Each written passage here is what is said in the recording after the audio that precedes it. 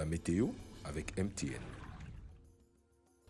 Bon dimanche à tout le monde, j'espère que vous allez bien et bon après-midi. C'est un plaisir pour moi d'être avec vous à ce bulletin météo cet après-midi jusque dans la nuit. Vous le savez bien, ces derniers jours, un temps calme domine sur la majorité des régions du territoire national. Pour les températures, vous le savez bien, elles seront chaleureuses. On atteindra les 38 degrés de température maximale dans la région du nord, 37 degrés dans la région de l'extrême nord. Les températures vont légèrement chuter pour atteindre les 34 degrés dans la région du soleil levant également, même dans la région du cacao. Plus en détail, je vous embarque cet après-midi vers la région de l'Adamawa. On aura un temps sec qui va dominer dans toutes les villes de belles éclaircies cet après-midi et en soirée.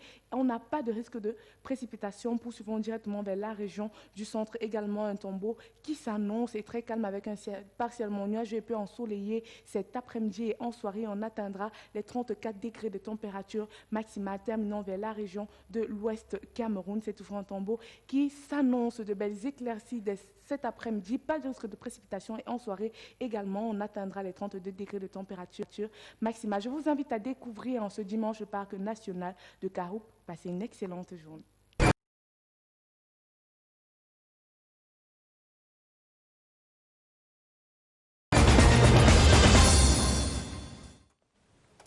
Sunday, January 10, 2021.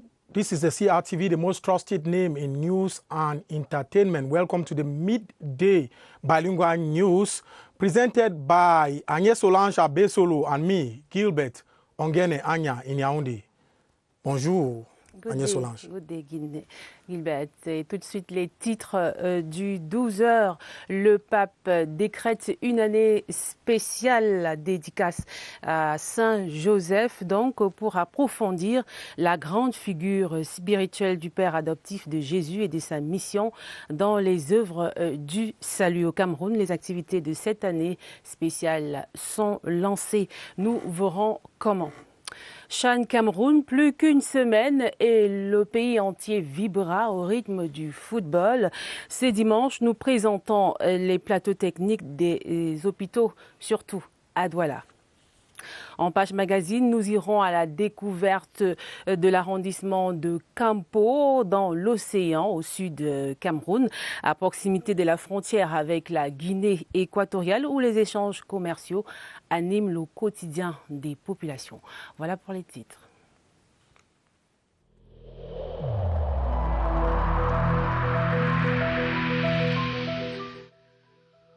I have personally observed that most of our fellow citizens no longer comply with the protective measures prescribed by the government.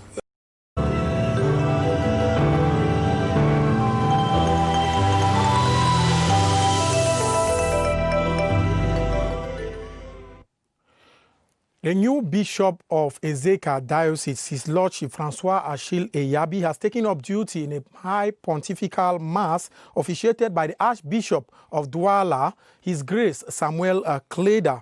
Kwanchua Marie-Claire Do of CRTV Center in the following report tells us what missions await the new Bishop of Ezeka. His Lordship Francois Achille Eyabi is the third bishop to head the Ezeka Diocese, which was established in March 1993 under the ecclesiastic province of Douala. The missions, as described by the officiating man of God, His Grace Samuel Kleda, during the episcopal ordination, is to bring Christ closer to the Christians, amongst others. He draws them from the three Christic missions of Christ, that is, teaching, leading, and sanctifying.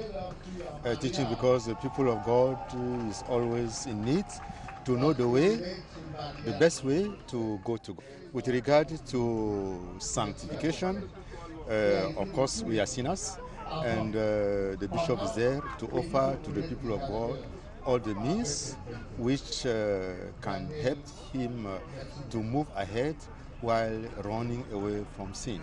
Then the last mission is to govern. To the Christians, they were urged to give their total support to their new shepherd. In this light, they will help the man of God to attain his objectives.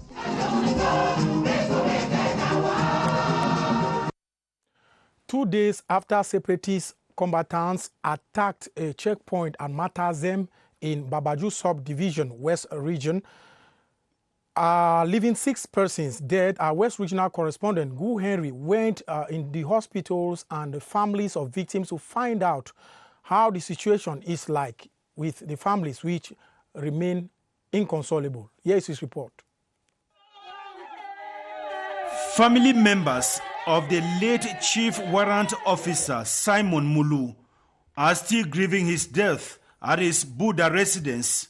He was one of the 3 gendarmerie officers who perished during the attack by separatist fighters at Matazim on the outskirts of Babaju in the Bambotos. My father, who was so strong, very vibrant, had to die. It was so shocking. He just said he died while serving the nation.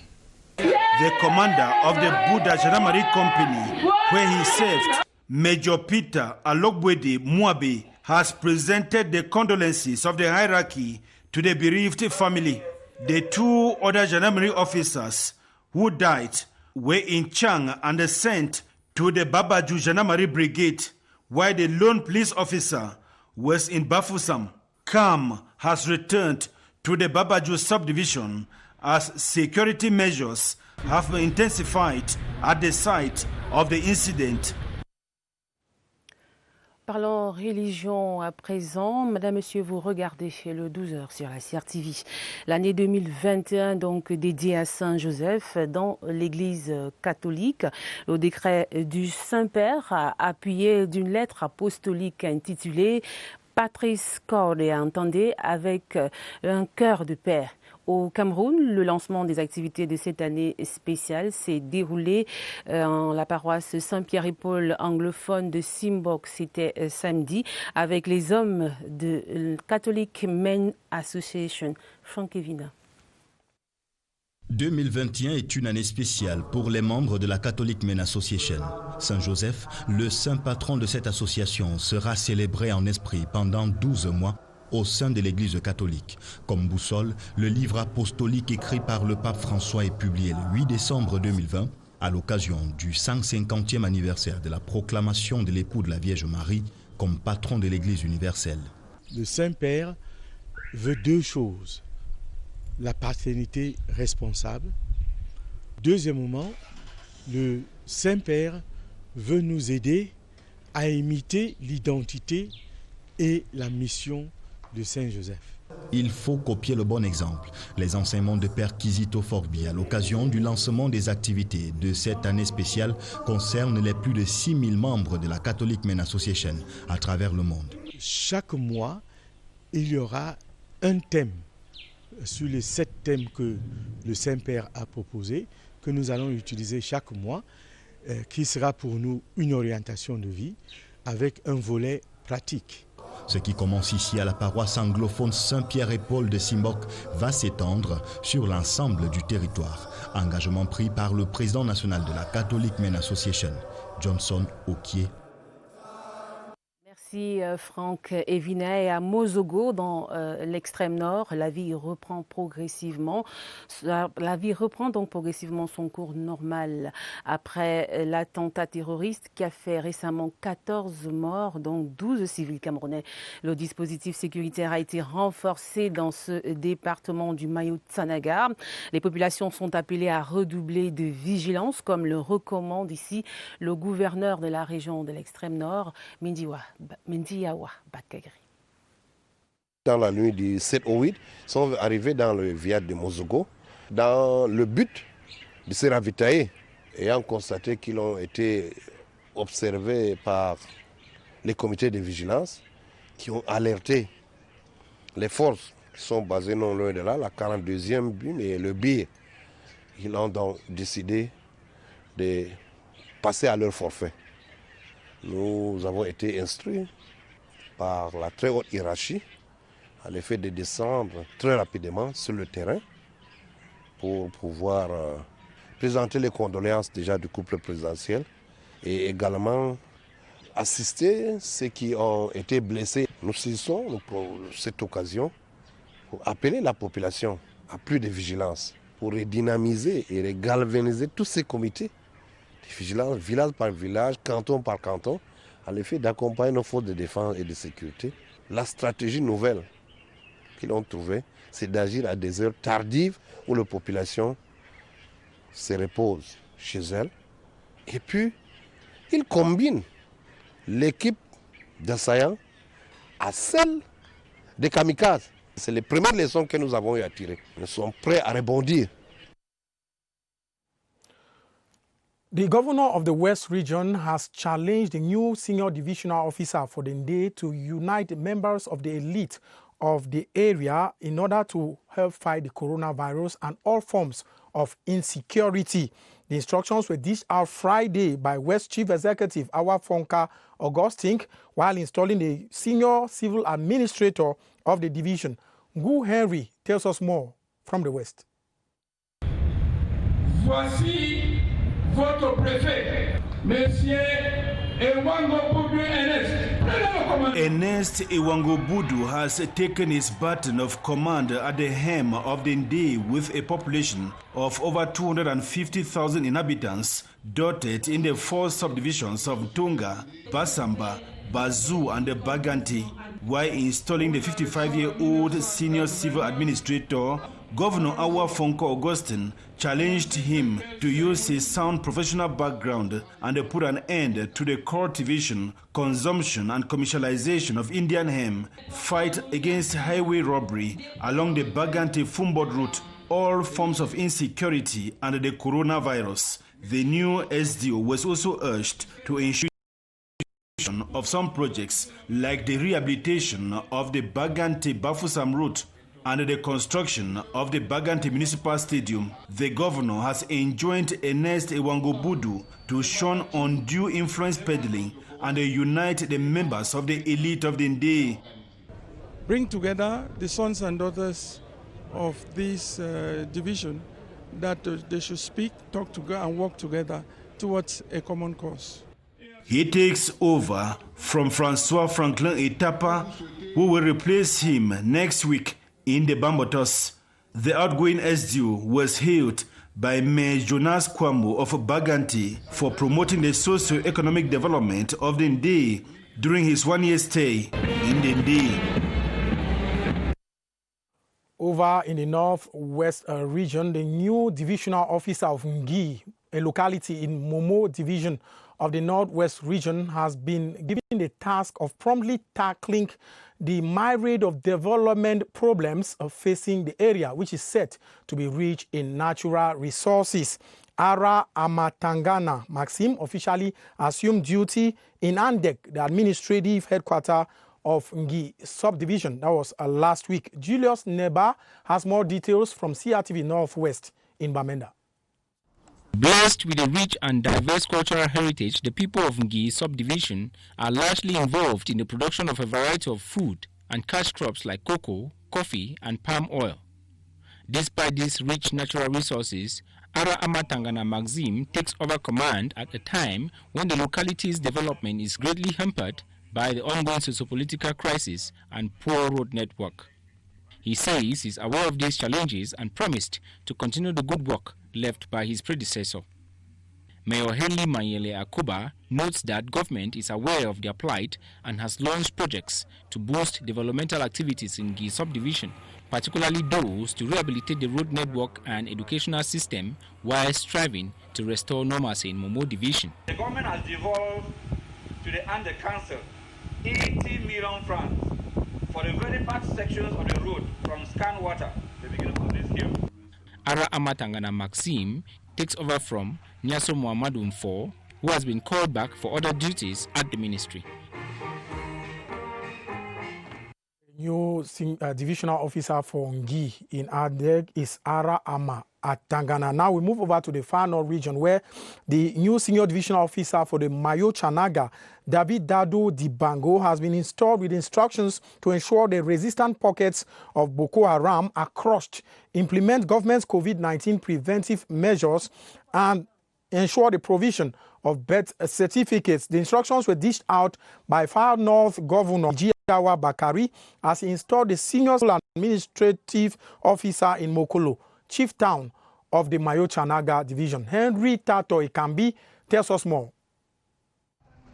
The Mayo Chanaga Division, which is the most populated in the region, with about 900,000 inhabitants, is one of the 3 divisions that has known no mercy from the Boko Haram sect. Thousands of children in the division don't also have birth certificates. This explains why the new senior divisional officer for the Mayo Chanaga, David Dado Dibango, was instructed during his installation to handle these issues and more in the administrative unit. Mayo Chanaga is sharing a very long border with Nigeria. He have to put emphasis of the security issues. And also we have COVID-19. The population are also expecting the new boss of the Mayo Chanaga to use his rich experience in a career that spans over 30 years, where he was divisional officer for almost half of that time, to push out the rising armed banditry in the division. He should really handle security issues. People are sleeping well in their homes because of banditry. The 55-year-old senior administrative officer David Dado Dibango, who was divisional officer of Ngaundere 1 in the Adamawa before his appointment, replaces Mr. Daniel Joboina, who is credited for making life uneasy for the Boko Haram sect during his 3.5-year stay in the Mayo Chanaga division.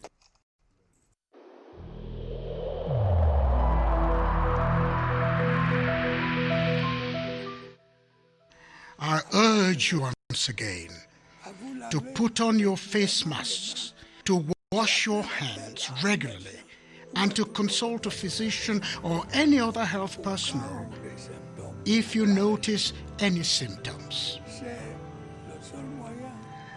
This is the only way to save lives and to curb the spread of the virus.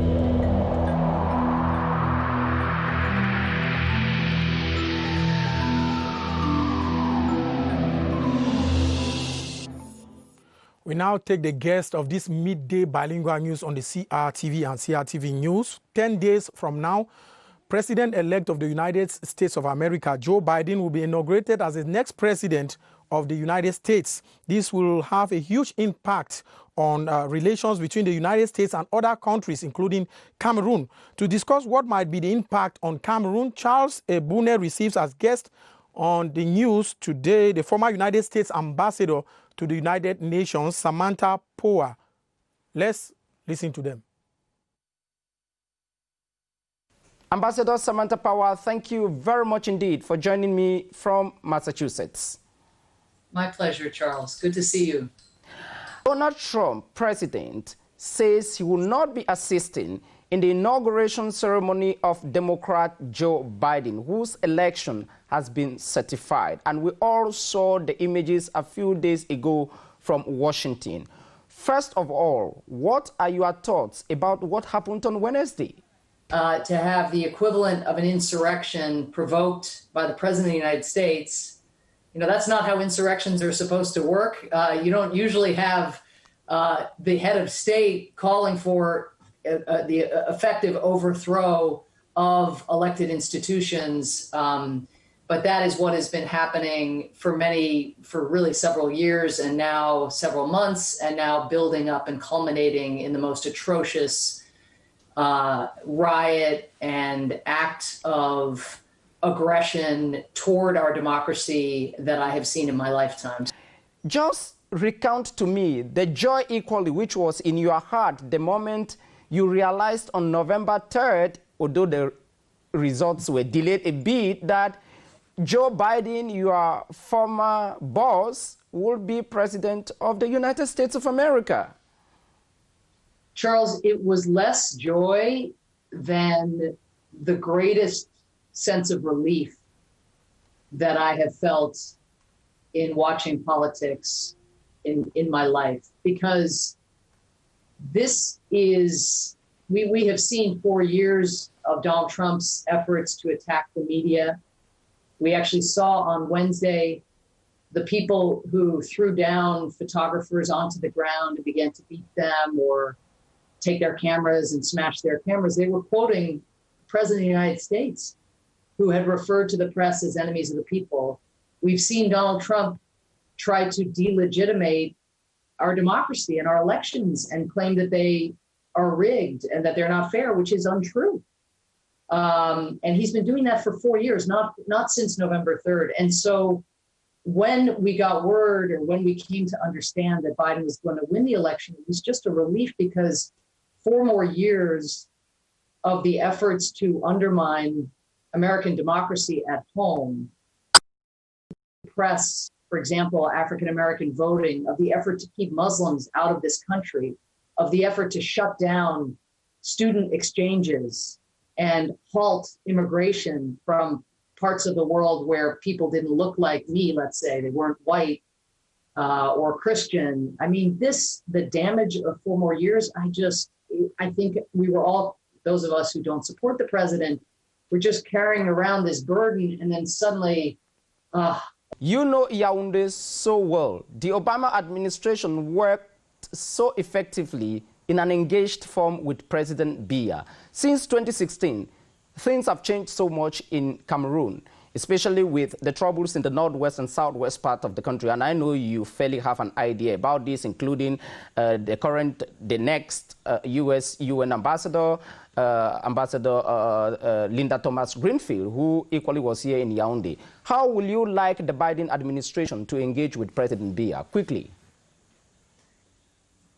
I mean, I'm not going to be very specific here, beyond to say that, given all of the crises that are intersecting at once there, the internal strife, COVID, economic, climate, the list goes on, armed groups, terrorist groups, extremist groups, et cetera.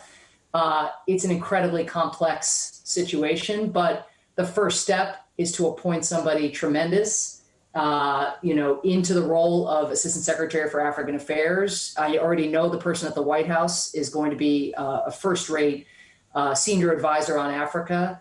And then, talk about the importance of what we talked about right at the beginning and what we've learned here in the United States, which is institutions, building institutions. The greatest legacy that President Biya will leave the country of Cameroon, if he chooses, is to strengthen the rule of law and strengthen institutions and give civil society space to practice accountability on all of those issues, on climate, in conflict resolution, and in terms of democratic governance. But how that conversation takes hold, again, I leave to the experts who are much more up to date on how best to engage. Merci Charles et Bounet. L'autre actualité au Cameroun, c'est les préparatifs du championnat d'Afrique des Nations.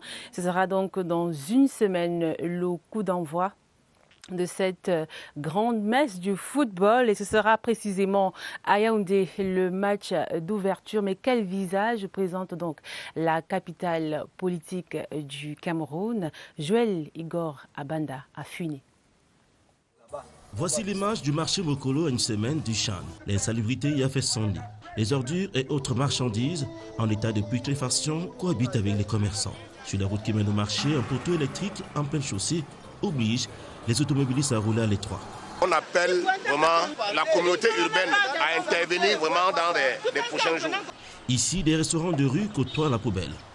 Et pour couronner le tout, les conducteurs de mototaxis s'installent de manière anarchique sur la chaussée tout le long de la route du marché Mokolo. Les familles, le marché, tout le monde se dépend, on a oublié de verser des ordures encore. De nombreux taxis sont vieillissants ou encore en état de délabrement avancé. Pas de phare pour certains, ni de clignotant pour d'autres. Ce n'est pas à cause du chan que je m'habille de cette manière. Ça, c'est ma tenue de travail. Le seul conseil que je peux donner à mes collègues, essayer de faire le maximum pour être un peu propre, pour accueillir nos autres dans notre pays. Gérard va mettre son taxi à contribution pour le transport des usagers au stade Omnisport de Yaoundé lors du Chan. Sur la route qui mène au stade Omnisport de Yaoundé, le carrefour et les guédois. Les vendeurs de bouteilles en plastique et autres ferrailles occupent les trottoirs. Et juste en face, ce bac à ordures qui déborde. Et c'est ce même bac à ordures qui sert de toilette à certains usagers. Les alentours du stade de Fandena font leur toilette en attendant le coup d'envoi du championnat d'Afrique des Nations le 16 janvier prochain.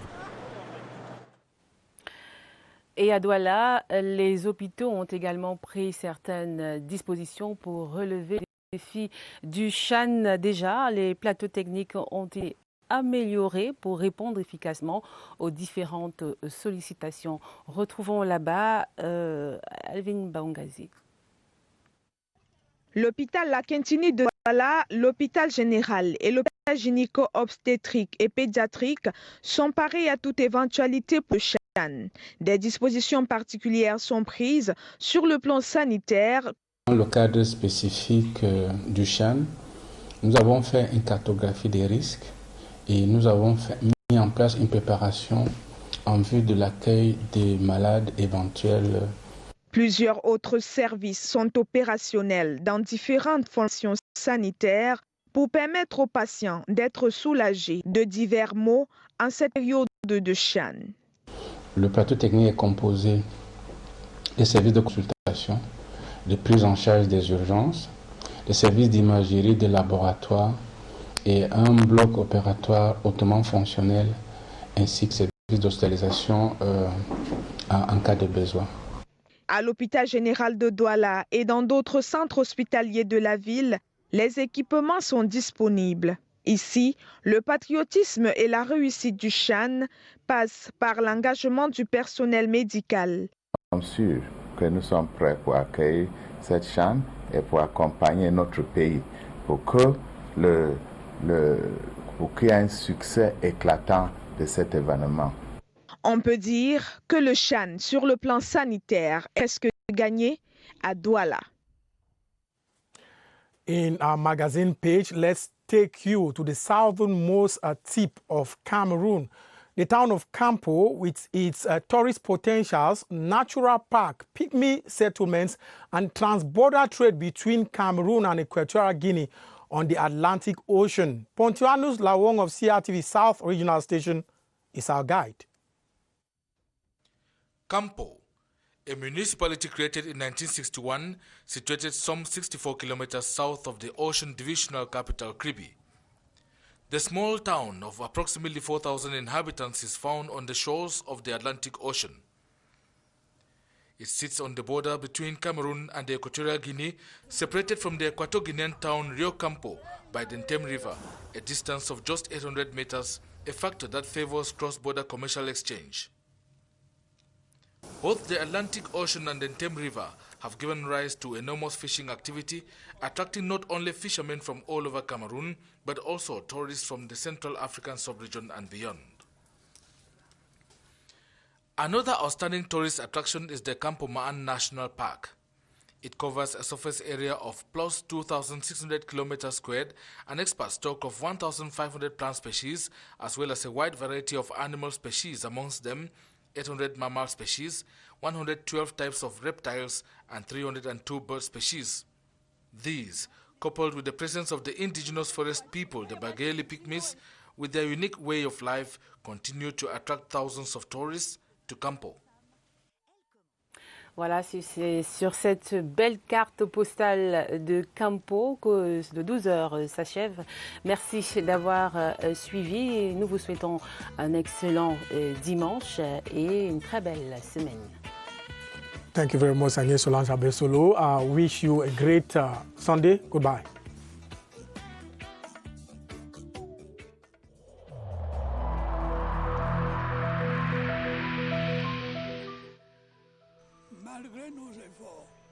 Despite our efforts, COVID-19 plunged many families into mourning and seriously hampered the functioning of our economy and society.